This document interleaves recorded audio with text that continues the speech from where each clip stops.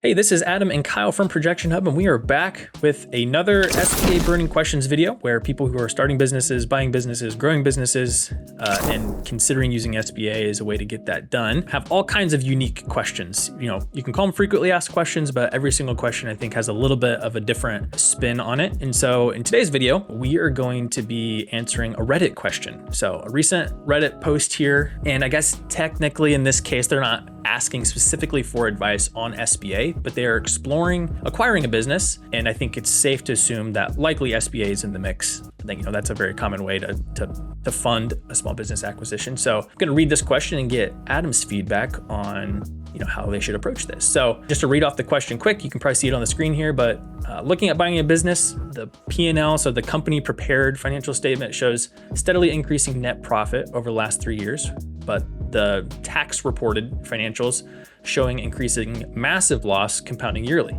The discrepancy from the financial statement net profit to the tax return net loss is close to $200,000. Unsure how to value the business and what financials to rely on. So Adam, if you were reviewing this deal, either as like a broker or a potential SBA lender, what's going to be your take on the value of the business and how SBA is going to view that? Yeah, well, I can answer the very end of that question pretty easily and straightforward. You need to rely on the tax return. The SBA lender or anyone should really rely on the tax return. That is what they are reporting to the US government. So that is the official number, right? So I think there could be plenty of reasons why the tax return and the, like a QuickBooks P&L statement is different. But I'll give you a couple of common ones. So depreciation is something that is often not calculated and recorded in QuickBooks, for example. So because it's not a cash expense, it's if you buy a piece of equipment, you put for $100,000, you spent that $100,000 when you bought it, but you're going to expense that over the life of the equipment. You're going to depreciate that over the life of that equipment. And then also there's accelerated depreciation. There's a bunch of tax ramifications of that. You might be able to accelerate some of that and whatnot. So if this business had a bunch of equipment, for example, they could depreciate in the first year, a whole bunch of that equipment or all of that equipment and have a massive loss, like they're saying here from a tax perspective, but that is almost all depreciation potentially. So that'd be the first thing I would look at on the tax return is what's the depreciation amount. That's most likely or the most common reason that would be different. The second reason I would say that would be probably most common is a difference in cash versus accrual. So on your QuickBooks P&L, you might have, let's say you bill a customer for work on December 30th of a year and you don't receive payment until sometime in January. In QuickBooks, when you sent that bill, when you invoice the bill for the client for the completed work, is going to show up as revenue or sales. But if you're doing your taxes on a cash basis, which is common, you won't count that revenue until you actually receive payment. So there could be, if it's a big business, it could be a $200,000 progress payment on a contract and you billed at the end of the year and didn't receive payment yet, like that could be the whole discrepancy right there. So those are probably the two most common things I would see. Once you get beyond that, it starts maybe getting into there could still be reasonable explanations, but might be more squirrely once you get past that.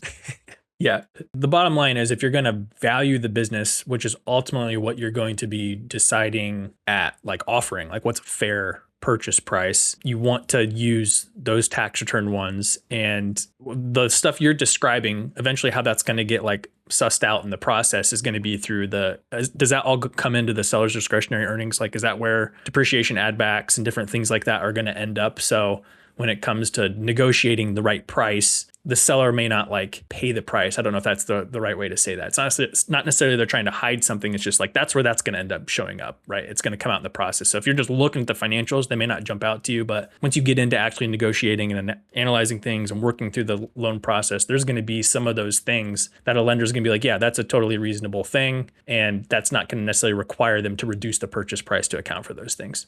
That is true. So during that, add back, you're going to look at anything that could be a reasonable add back to get to seller's discretionary earnings, and depreciation would be probably a big one that certainly could be. So, but you want to start with the tax returns and then adjust from those as kind of the source of truth versus like the QuickBooks P&L is what I would recommend. And I would say, just to like maybe glass half full to this person, is maybe it's jarring if you haven't seen that, or maybe you're not quite sure. Because in a lot of cases, like this might be someone who maybe it's an employee, or like maybe this is the only business that they've ever considered buying. So it might be new for them to see it instead of reviewing lots of different deal opportunities. I would say that the fact that the seller is even like providing the tax returns is like, would make it more of like a yellow flag instead of a red flag. Like if the seller was like, well, no, we're not going to give you the tax returns until you've like signed a